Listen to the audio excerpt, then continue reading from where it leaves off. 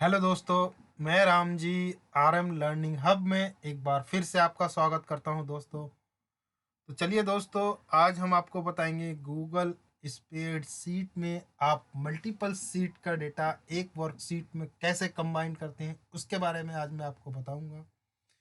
लेकिन उससे पहले आप मेरे यूट्यूब चैनल पर नए हैं तो चैनल को सब्सक्राइब करने के लिए आपको करना क्या है, आपको जाना है यहाँ पे यूट्यूब पे जाने के बाद आपको यहाँ पे सर्च करना है आर एम लर्निंग हब। जैसे ही आप R am learning hub search करेंगे, यहाँ पे मेरा क्या आएगा, यूट्यूब चैनल आएगा। उसके बाद आपको यहाँ पे एक रेड कलर का सब्सक्राइब का एक बटन दिखेगा, जिस पे आपको क्लिक करके उसके बाद आपको यहाँ पे ऑल नोटिफिकेशन बेल आइकन पे क्लिक करना है, जिससे कि मैं जो भी वीडियोस अपलोड करूँगा उसके डायरेक्ट नोटिफिकेशंस आपके अपने यूट्यूब चैनल पे आते रहेंगे। तो चलिए दोस्तों, आते हैं हम अपने टॉपिक पे। जैसे कि मैंने अपना पहले से ही डेटा को प्रिपेयर करके रखा हुआ है, लेकिन आपको अपने डेटा को प्रिपेयर कैसे करना है, जैसे मैं आपको यहाँ पे एग्जांपल के थ्रू बताता हूँ। जैसे मेरे यहाँ पे सीट वन का डेटा है, कुछ सेल्स के ऑर्डर के डेटे, और सीट टू पे है और सीट थ्री पे है। इन तीनों सीटों का डेटा मुझे कंबाइन करके ऑल सीट डेटा के नाम से मैंने यहाँ पे एक फाइल सीट बना रखी है, जिस पे मुझे लेके आना है। लेकिन आप ये इतनी सीट क्रिएट कैसे करेंगे, या आपको अपना डेटा यहाँ पर रखना कैसे है, तो उसके बारे में आपको मैं थोड़ा सा बता देता हूँ। कि जैसे आपको पता ना हो तो यहाँ पे अपना एक टैब खोलना, और यहाँ पे क्लिक करने के बाद आपको यहाँ पे सबसे लास्ट में यहाँ पे आता है सीट पे, सीट्स की आती है, जिस पे क्लिक करते ही आपकी क्या होती है, इस तरीके से आपके पास यहाँ पे ब्लैंक नाउ से होता है, जिस पे आप ब्लैंक पे क्लिक करेंगे तो आपकी क्या होगी, एक ब्लैंक सीट इंसर्ट हो जाएगी, जिसके अंदर आप अपनी सीट या अपना डेटा आप यहाँ पे बना सकते हैं। लेकिन फिर भी आप टेंशन मत लो, मैं अपनी इस फाइल का लिंक आपके प्रैक्टिस के लिए अपने वीडियोस के डिस्क्रिप्शन में दे दूंगा, जहां से आप उस फाइल को डाउनलोड करके प्रैक्टिस कर सकते हो। तो चलिए दोस्तों, मैं आपको बताता हूँ पहले आपको डेटा को कंपाइल कैसे करना है, यानी ऑल सीट डेटा को आपको कंबाइन करके क्या करना है, आपको एक सीट पे लेके आना है। उसके लिए आपको करना क्या है, सबसे पहले हम क्या करते हैं, जैसे कि मेरे पास ऑल सीटों का डेटा का जो क्या है, यहाँ पे जो हेडर है, मैंने ऑलरेडी हेडर यहाँ पे सबके यहाँ पे सेम है, तो मैंने उसको क्या कर रखे हैं, यहाँ पे कॉपी कर रखा है। अब आपको यहाँ पे यूज़ क्या करना है, जैसे कि आप जानते होंगे कि ये वाला ब्रैकेट आपका उसको क्या कहते हैं, करली ब्रैकेट कहते हैं, जो कि आपका एरे फंक्शंस के जरिए आपका क्या होता है, ये यूज़ होता है। तो यहाँ पे मैं थोड़ी सी सीट को जूम कर देता हूँ, जिससे, सॉरी, तो इस तरीके से मैंने सीट को जूम किया। उसके बाद आपको यहाँ पे करना क्या है, जो आपका सीट वन का डेटा है, आपको वहाँ से इसके एंड पॉइंट से सिलेक्ट करके उसके आपको हेडर को नहीं सिलेक्ट करना है, क्योंकि हमने हेडर ऑलरेडी सिलेक्ट कर रखा है। उसके बाद आपको यहाँ पे यूज़ करना है कॉलन, और उसके बाद आपको सीट टू का डेटा उठाना है।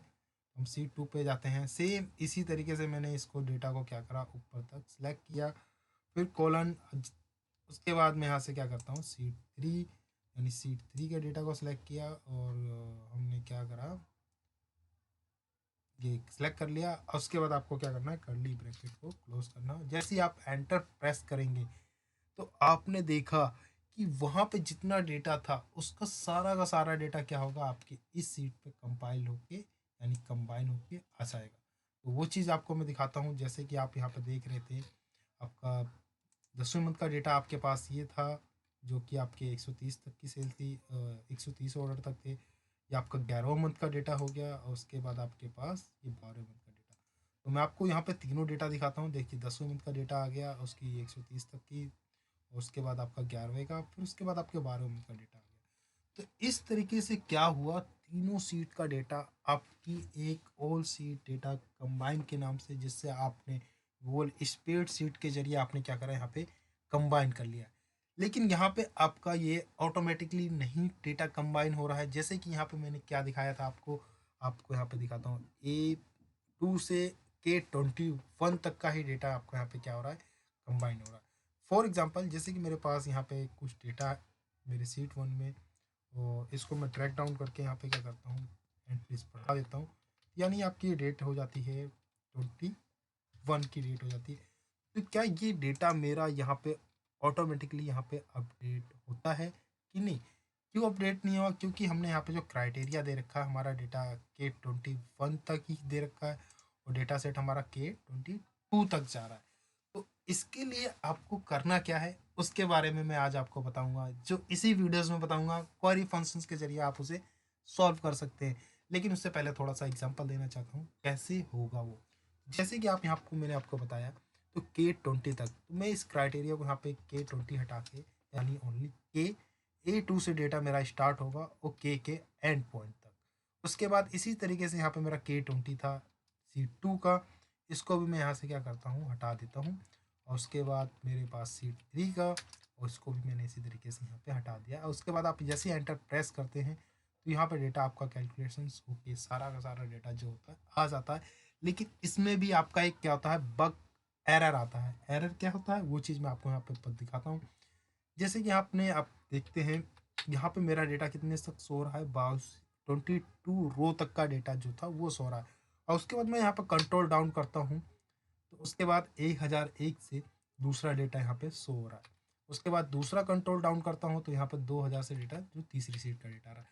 ये किस लिए आ रहा है और बीच में इतनी रोज का डिफरेंस क्यों आ रहा है, जो कि हमने यहाँ पे के एक जो इसका डिफरेंस ले लिया था, यानी जो हमने इसमें रो नंबर्स असाइन नहीं करी थी, वो इसलिए हो रहा है क्योंकि जो हमारा फर्स्ट सीट में जो हम ब्लैंक सीट या किसी भी डेटा इंसर्ट करते हैं तो उसमें हमारी टोटल रोज कितनी होती हैं, जो गूगल स्प्रेडशीट में इंसर्ट होती हैं हमारी 1000 तक ही होती हैं।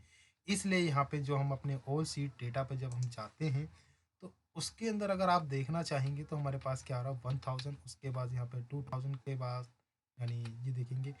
और इसके बाद तीसरी सीट का हमारे पास 3000 वाले डेटा पे इस तरीके से हमारे पास रिप्रेजेंट होता है। तो वही चीज़ मैं आपको यहाँ पे बताना चाहता हूँ कि जो डेटा हमारा यहाँ पे कंसोलिडेट हो रहा है तो वहाँ पे क्या हो रहा है कि ये डेटा हमारे पास यहाँ पे जो ब्लैंक रोज इंसर्ट हो रही हैं, जो ब्लैंक रोज आ रही हैं, आप उनको हटाने के लिए यहाँ पे किस तरीके से ये डेटा अपने आप जो हमारे पास फॉर एग्जांपल कि वहाँ पर डेटा ना रहे तो उसके जो ब्लैंक रो यहाँ पे इतनी दूर में आई हैं वो चीज़ें यहाँ पे ना हो, उसको कैसे आप यहाँ पे सेट करेंगे। उसके लिए आप यहाँ पे क्वेरी फंक्शंस यूज़ कर सकते हैं।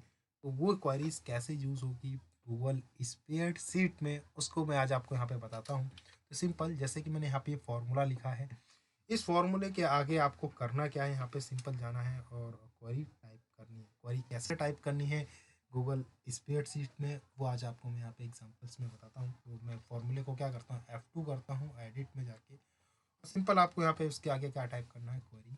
जैसे ही आपने क्वेरी टाइप किया तो क्वेरी टाइप करने के बाद आपने क्या करा, टैप करा। तो टैप के बाद आपसे यहाँ पे पूछता है डेटा, यानी जो आपका डेटा है, इसने पूछा डेटा, तो डेटा तो हमने यहाँ पे सिलेक्ट कर लिया है, जैसे कि अभी आपको मैंने बताया कि मेरा डेटा मैंने आपको यहाँ पे सिलेक्ट कर लिया है। उसके बाद हम यहाँ पे चलते हैं, सबसे एंड में आ जाते हैं और उसके बाद कोमा लगाते हैं और यहाँ पर हम टाइप करेंगे क्वेरी। क्वेरी कैसे टाइप करनी है, तो क्वेरी टाइप करने के लिए यहाँ पे देखेंगे आपके पास एग्जांपल भी आ गया। जैसे आपको कोई एवरेज या पीवट टेबल के लिए भी आप यूज़ कर सकते हैं, तो इसके अकॉर्डिंग आप मल्टीपल क्वेरीज में आपको धीरे धीरे बताता रहूँगा। लेकिन आज की वीडियो में सिर्फ मैं आपको बताऊँगा कि ब्लैंक डेटा को हमें कैसे हटाना है, वहाँ पे उसको कैसे यूज़ करना है, वो चीज़ आपको मैं यहाँ पे बताऊँगा। तो हम यहाँ पे क्वेरी लिखने के लिए हम क्या करते हैं, जैसे आपने माई एसक्यूएल जानते होंगे तो वहाँ पे हम माई एसक्यूएल के ज़रिए हम जैसे क्वेरीज लिखते हैं, सेम उसी तरीके से यहाँ पे भी क्वेरीज यूज़ होती हैं। तो हम यहाँ पे स्टार्ट करते हैं, सेलेक्ट स्टार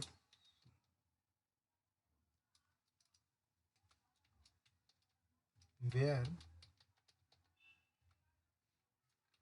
कोलन 1, यानी कोलन 1 हमने यहाँ पे क्यों लिया, यानी कॉलम 1, यहाँ पे आपका सी हमेशा कैपिटल रहेगा क्योंकि ये केस सेंसिटिव है यहाँ पे, तो ये चीज़ ध्यान रखना। तो आपको हमेशा सी कैप्स में लिखना है, इज नोट नल। और उसके बाद मैं यहाँ पे इसको क्लोज करता हूँ। देन क्या हो जाए मेरा, जब मेरा कोलन 1 नॉट नल रहेगा तो वो क्या हो जाएगा, वो यहाँ पे नहीं आएगा। उसके बाद आपको यहाँ पे हेडर्स सेलेक्ट करने हैं, तो 1 लेना है, अगर हेडर्स नहीं लेने हैं तो आपने 0 लेना है, क्योंकि हमने ऑलरेडी यहाँ पे हेडर्स वहाँ से उठा रखे हैं। तो हम यहाँ पे क्या करते हैं 0, और उसके बाद ब्रैकेट्स क्लोज करते हैं और एंटर करते हैं। जैसे ही एंटर करेंगे हमारा पूरा का पूरा सीट का डेटा वहाँ से कैलकुलेट होके कि यहाँ पे ऑल सीट का डेटा हमारे पास देखेंगे, उसके नीचे के जितनी भी एंट्रीज थी वो सारी चीज़ें यहाँ से हट के, यानी यहाँ पे आपका 11वें मंथ का डेटा भी आ चुका और 10 मंथ का भी डेटा आ चुका और 12th मंथ का भी डेटा। इन केस अगर मेरे यहाँ पे कोई भी एंट्रीज में अपडेट करता हूँ, फॉर एग्जांपल जो यहाँ पे मैं एंट्रीज क्या करता हूँ, कोई भी एंट्रीज एक डुप्लीकेट यहाँ पे क्या करता हूँ इंसर्ट करता हूँ और उसकी डेट में यहाँ पे क्या करता हूँ, जैसे कि मेरे पास आप यहाँ पे इसकी डेट क्या हो जाएगी 22, ये मैंने जनवरी वाली सॉरी 10th मंथ वाली सीट में मैंने ऐड किया है। और उसके बाद यहाँ पे देखते हैं क्या ये 22 तारीख का डेटा यहाँ पे ऑटोमेटिकली अपडेट हुआ है या नहीं। देखेंगे यहाँ पे जैसे मैंने उसकी एंट्रीज को अपडेट किया था 97 और ये एंट्रीज मेरे पास यहाँ पे क्या हुई 2 टाइम रिपीटेड है, तो ये डेटा मेरे पास क्या हुआ इस सीट में ऑटोमेटिकली अपडेट हो गया है। तो क्वेरी फंक्शंस के जरिए आप क्या कर सकते हैं, ऑल सीट का डेटा कंबाइन करके और ब्लैंक रोज जो आपकी में जिसमें डेटा नहीं होता है उसको हटा के आप अपने डेटा सेट को इस तरीके से यूज़ कर सकते हैं। आई होप आपको मेरी ये वीडियो पसंद आई हो, तो कमेंट सेक्शन में जाके ज़रूर बताएं और मेरी वीडियोस को लाइक और चैनल को सब्सक्राइब करना ना भूलें। Thank you for watching this videos, have a nice day.